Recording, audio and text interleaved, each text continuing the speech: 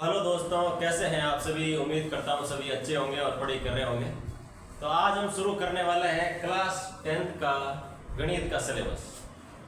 NCERT में से पढ़ाएंगे पूरा का पूरा, और प्रश्नावली नंबर 1 से शुरू करेंगे और लास्ट तक बिल्कुल निःशुल्क रूप से आपको क्लास 10th का गणित का पूरा सिलेबस करवाया जाएगा, ठीक है। और वो भी आरबीसी के सिलेबस के अकॉर्डिंग।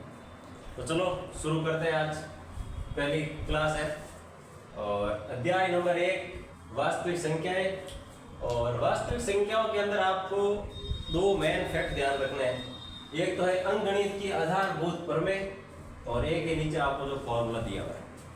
तो चलो शुरू करते हैं। अंकगणित की आधारभूत प्रमेय हमें यह कहती है कि प्रत्येक भाज्य संख्या को अभाज्य संख्याओं के एक गुणनफल के रूप में व्यक्त किया जा सकता है तथा यह गुणनखंडन अभाज्य गुणनखंडों के आने वाले क्रम के बिना अद्वितीय है। यानी कि कोई संख्या आपको बड़ी दी हुई है, उसको आप छोटी छोटी अभाज्य संख्याओं के अंदर टुकड़े कर सकते हैं, उनके गुणनखंड कर सकते हैं। यानी कि ये गुणनखंड विधि के बारे में बता रहा है कि बड़ी संख्या उसका गुणनखंड करके आप छोटी छोटी संख्याओं में विभाजित कर सकते हैं, ठीक है। और इसके जो अभाज्य संख्याओं का जो क्रम है उसका ध्यान रखना। जैसे सबसे पहले अभाज्य संख्या आती है 2, फिर 3, फिर 5, फिर 7, और उसके बाद आती है 11, उसके बाद 13। तो ये क्रम का आपको ध्यान रखना है। ऐसा नहीं कि सबसे पहले आप 3 का भाग लगा दो उस संख्या में, तो वो गलत हो जाएगी, ठीक है।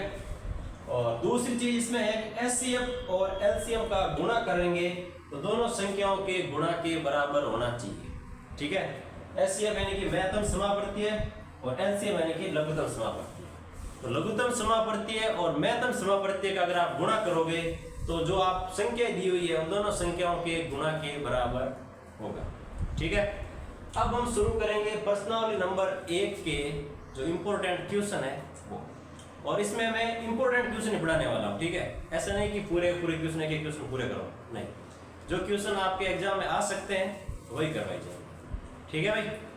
चलो हाँ, तो भाई अब आपके सामने है प्रश्नावली नंबर 1 यानी कि वास्तविक संख्याओं का क्वेश्चन नंबर पहला। और बहुत ही इंपॉर्टेंट क्वेश्चन है, कई बार आया हुआ है एग्जाम के अंदर। तो देखो इसको, अभाज्य संख्याओं 6 और 20 के अभाज्य गुणनखंड विधि से एचसीएफ और एलसीएम ज्ञात कीजिए। कौन सी विधि? अभाज्य गुणनखंड विधि, जो कि हमने पहले पढ़ा है कि अंकगणित का आधारभूत प्रमेय हमें अभाज्य गुणनखंड विधि के बारे में बताता है। यानी कि कोई संख्या है तो उसको अभाज्य संख्याओं के खंडों में विभाजित करना। तो सबसे पहले शुरू करते हैं। आपको जो संख्या दी हुई है 6 और 20, इसके आपको ज्ञात करने हैं अभाज्य गुणनखंड, और अभाज्य गुणनखंड ज्ञात करने के बाद आपको करना है एचसीएफ और एलसीएम ज्ञात। तो चलो शुरू करते हैं। सबसे पहले आपको दिया हुआ है 6। तो 6 के अंदर देखो ये है सभी अभाज्य संख्या 2, 3, 5, 7, 11, 13, 17, 20 और आगे चलता है। तो हमें सबसे छोटी जो अभाज्य संख्या है पहले उससे भाग दे के देखना कि भाई 6 है तो 6 में 2 का भाग जाएगा, तो बिल्कुल जाएगा 2 का भाग। तो पहले 2 का भाग देख लेते। 2 का भाग गया 6 में 3 बार।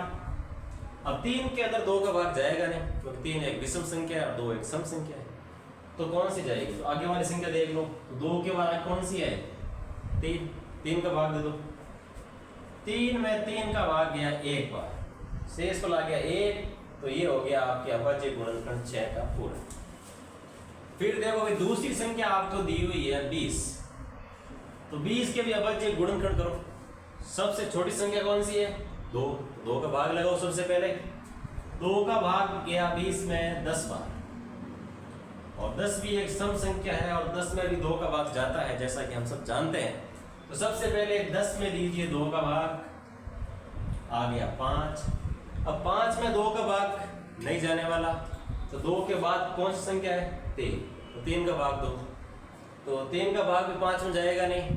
तो 3 के बाद कौन सी संख्या है? 5। तो 5 का भाग लगाओगे। 5 का भाग 5 में गया 1 बार, और शेषफल 1 आ गया। इसका मतलब है कि अभाज्य गुणनखंड पूरे हो चुके हैं, ठीक है। अब इसको अभाज्य गुणनखंड के रूप में लिख दो भाई। तो 6 को आप लिख सकते हैं 2 गुणा 3, और 20 को आप लिख सकते हैं 2 गुणा 2 गुणा ठीक है। अब आपको ये अभाज्य गुणनखंड तो हो गए, अब आपको ज्ञात करना है महत्तम समापत्ति और लघुत्तम समापत्ति, यानी कि एचसीएफ और एलसीएम। तो अब आपको ये समझना होगा कि एचसीएफ होता क्या है और एलसीएम होता क्या है। तो सबसे पहले ध्यान दीजिए आप एचसीएफ यानी कि महत्तम समापवर्ती। तो एचसीएफ में आपको यही ध्यान रखना है कि जो संख्या कॉमन आ रही है, दोनों अभाज्य गुणनखंड के अंदर जो संख्या कॉमन आ रही है उनका गुणा कर दो और वो हो जाएगा आपका एचसीएफ, सीधी और सटीक लैंग्वेज, ठीक है। यानी कि जैसे कि ये देखो आप उदाहरण से समझो, इसमें ये है 6 के अभाज्य गुणनखंड और ये है 20 के अभाज्य गुणनखंड, ठीक है। तो इसमें भी 2 आ रहा है, इसमें भी 2 आ रहा है, यानी कि 2 तो आ गए आपके कॉमन, 2 को लिख दो। इसके बाद इसमें 3 आ रहा है, इसमें 3 नहीं है, इसमें वापस 2 है तो इसमें 2 नहीं है, इसमें 5 है तो इसमें 5 नहीं है। तो कॉमन संख्या केवल एक ही आ रही है और जो है 2, यानी कि आपके 6 और 20 का अगर आप एचसीएफ देखोगे तो वो आएगा 2। कितना आएगा? 2 आने वाला है, ठीक है। और एलसीएम क्या होता है? तो एलसीएम का मतलब है जो भी संख्या आ रही है, जैसे 2 अगर हाईएस्ट 2 बार आ रही है तो ले लो। अब उसमें कॉमन नहीं देखना है कि जैसे इसमें कॉमन देख लिया आपने तो उसमें अब कॉमन नहीं देखना, उसमें यह देखना है कि 2 है वो आ रहा है लेकिन ज्यादा कितनी बार आ रहा है। जैसे 2 अगर 3 बार आ रहा है तो 3 बार ले, 5 बार आ रहा है तो 5 बार ले, 10 बार आ रहा है तो 10 बार ले, ठीक है। इसमें कॉमन नहीं देखना, इसमें देखना है कि हाईएस्ट कितनी बार आ रहा है। तो इसमें देखो भाई 2 आ रहा है, 2 कितनी बार आ रहा है, इसमें 1 बार, इसमें 2 बार, तो 2 बार ले लो। जो ज्यादा बार आ रहा है उसको लेना है, ठीक है, यानी कि हाईएस्ट पावर लेनी है। कोई भी संख्या अगर एलसीएम ले रहे हो तो उसकी हाईएस्ट पावर ले लो, और एचसीएफ पर ले रहे हो तो उन दोनों में कॉमन जो पावर आ रही है वो ले लो, ठीक है। तो 2 आ रहे थे, 2 बार ले लिए, फिर आ रहा है इसमें 3, और 3 तो एक ही बार आ रहा है, 3 को ले लो 1 बार। फिर देखा और कौन संख्या आ रही है भाई, और तो आ रहा है 5, तो 5 को ले लो। अब इन संख्याओं को कर दो गुणा, जो भी आएगा आपका एलसीएम आ जाएगा। तो कर दो गुणा 5 गुणा 3 15, 15 × 2 30, 30 × 2 60, यानी कि 60 आपका आ गया भाई एलसीएम, और 2 आ गया आपके एचसीएफ। तो इस प्रकार आप आराम से अभाज्य गुणनखंड विधि की सहायता से एचसीएफ और एलसीएम ज्ञात कर सकते हैं, ठीक है। उतार लो या स्क्रीनशॉट लेना है जो भी ले लो, फिर चलते हैं नेक्स्ट क्वेश्चन पर। हाँ भाई, तो आ जाओ क्वेश्चन नंबर दूसरे पे। ये क्वेश्चन प्रश्नावली 1.1 का पहला क्वेश्चन है। इसमें 5 संख्याएं दी हुई है आपको और इसके अभाज्य गुणनखंड करके लिखना है, ठीक है। तो इन तीनों के अभाज्य गुणनखंड मैं करूंगा और 156 जो है वो आपको घर पे करना है और कमेंट करना है कि 156 के अभाज्य गुणनखंड क्या होंगे, ठीक है। तो चलो शुरू करते हैं। सबसे पहले 140 के अंदर देखो भाई जो अभाज्य संख्या है वो लिख लो पहले। 1 2 3 5 7 11 13 17 19 23 और ऐसे चलते हैं, ठीक है। तो सबसे छोटी अभाज्य संख्या कौन सी है? 2। तो सबसे पहले भाग 2 का, तो 2 का भाग 140 में देने पर कितने आएंगे? 70, ठीक है। 70 में देखो 2 का भाग जाएगा तो बिल्कुल जाएगा, तो 2 का भाग 2 वापस। 70 में 2 का भाग गया 35 बार। अब 35 के अंदर देखो 2 का भाग जाएगा या नहीं जाएगा? तो 2 का भाग तो नहीं जा रहा है, तो चलो 3 का भाग 2। तो देखा कि भाई 3 का भाग में नहीं जा रहा है, क्योंकि 3 का जो भागफल का जो नियम है वो क्या कहता है कि संख्याओं के योग में अगर 3 का भाग जा रहा है तो उस पूरी संख्या में भी 3 का भाग जाएगा। तो इसमें योग तो हो रहा है 8 और 8 में 3 का भाग जाएगा नहीं, इसका मतलब है कि संख्या में भाग 3 का भी नहीं जाएगा। 2 का नहीं जा रहा, 3 का नहीं गया, आई कौन सी है? 5। तो भाग 2 5 का। 5 का भाग देने पर 35 में गया 7 बार, यानी कि 5 × 7 35 होते हैं, तो 7 बार गया। अब 7 में 5 का भाग भी जाएगा नहीं, तो 5 के बाद संख्या कौन सी आ रही है? 7। तो चलो 7 का भाग लगा दो। 7 का भाग 7 में गया 1 बार, ठीक है। 1 आते ही वो अभाज्य गुणनखंड पूरे हो जाते हैं। तो ये हो गए 140 के गुणनखंड। अब इसको अगर आप गुणनखंड के रूप में लिखोगे तो कैसे लिखोगे? सबको गुणा में लिख दो, 2 गुणा 2 गुणा 5 गुणा 7। ठीक है भाई। अब करते हैं 505 का अभाज्य गुणनखंड। तो बताओ सबसे पहले 2 का भाग जाएगा या नहीं जाएगा।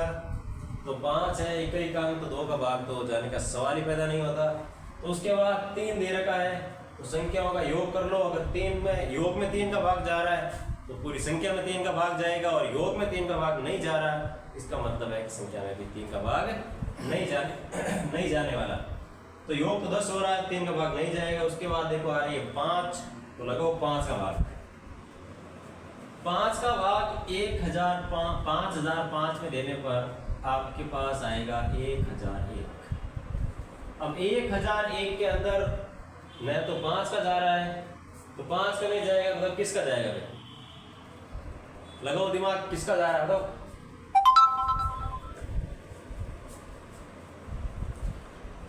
क्या रहा है?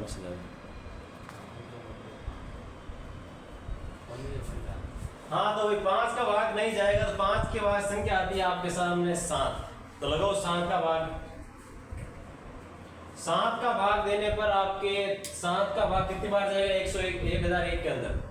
तो आराम से भाग देकर देख लो कितनी बार जा रहा है। तो 143 बार। कितनी बार जाएगा? 143 बार। 143 के अंदर वापस 7 का भाग जाएगा नहीं, तो 7 के बाद संख्या कौन सी आ रही है? 11। तो 11 का भाग दे दो। तो 143 में अगर आप 11 का भाग दोगे तो कितनी बार जाएगा? देख लो यहाँ पे, एक बार दिया 11, पीछे बच गए 3 में गया 3, और कितनी बार चला गया? 13 बार। तो 143 में 11 का भाग गया 13 बार। तो 13 में अब 11 का भाग जाएगा नहीं, तो 11 के बाद कौन सी संख्या आ रही है? 13। तो लिख दो 13 और 13 का भाग दो। 13 के अंदर कितनी बार जा रहा है? 1 बार। यानी कि 13 में 13 का भाग गया तो आ गया 1 आते ही अभाज्य गुणनखंड हो गया पूरा। ठीक है भाई। इसके बाद आते हैं 7429 पर। 7429 का करो अभाज्य गुणनखंड। सबसे पहले देखो किसका, पहले इसको कर दो अभाज्य गुणनखंड के रूप में लिख दो। 5005 इसका हो जाएगा 5 गुणा 7 गुणा 11 गुणा 13। ठीक है। अब इसमें भाग देकर देखो किसका भाग जा रहा है। सबसे पहले 2 का जाएगा नहीं, 3 का देख लो नहीं जा रहा है, 5 का भी 5 है नहीं कई का अंक, उसमें भी नहीं जा रहा है, 7 का भी नहीं जाएगा। तो देखो किसका जा रहा है। इसमें भाग जाएगा सबसे पहले लगाओ आप अपने 17 का। ठीक है भाई। 17 का भाग इसमें जाएगा, कितनी बार जाने वाला है? देखो 437 बार। 17 का भाग देने पर गया 437 बार। अब देखो 437 में किसका भाग और कितनी बार जाएगा? तो आप भाग लगा दो 19 का। 19 का भाग देने पे आ जाएगा आपके 23 आएंगे, और 23 के अंदर भाग जाएगा 23 का 1 बार। ठीक है, ये आ गया आपका 1। तो ऐसी संख्या बहुत कम आती है आपकी अभाज्य गुणनखंड के अंदर। ये ऐसी आएगी नॉर्मल 140 आ जाएगी, 156 आ जाएगी। ठीक है, ये तो आपको समझने के लिए है कि अगर आप शुरुआत से अगर शुरू करो तो जहाँ तक भाग नहीं जा रहा है तो उन संख्याओं को छोड़ देना है, जहाँ से भाग जाना शुरू हो रहा है उस संख्या से भाग देना। ठीक है, तो 17 का गया तो 17 का दे दिया, 437 बार गया, फिर 437 में 19 का भाग गया तो 19 ले लिया, फिर और 19 का देने पर 23 आ गए, 23 में फिर 19 का गया नहीं, 23 का भाग दिया तो आ गया 1। ठीक है, तो इस प्रकार आप कह सकते हैं कि 7429 के अभाज्य गुणनखंड हो जाएंगे आपके 17 गुणा 19 गुणा 23। ठीक है, और 156 आपको घर से करके लेके आना है, और इसके अभाज्य गुणनखंड जो है वो इस रूप में कमेंट करना है। ठीक है, थैंक यू, मिलते हैं नेक्स्ट क्लास में। Thank you.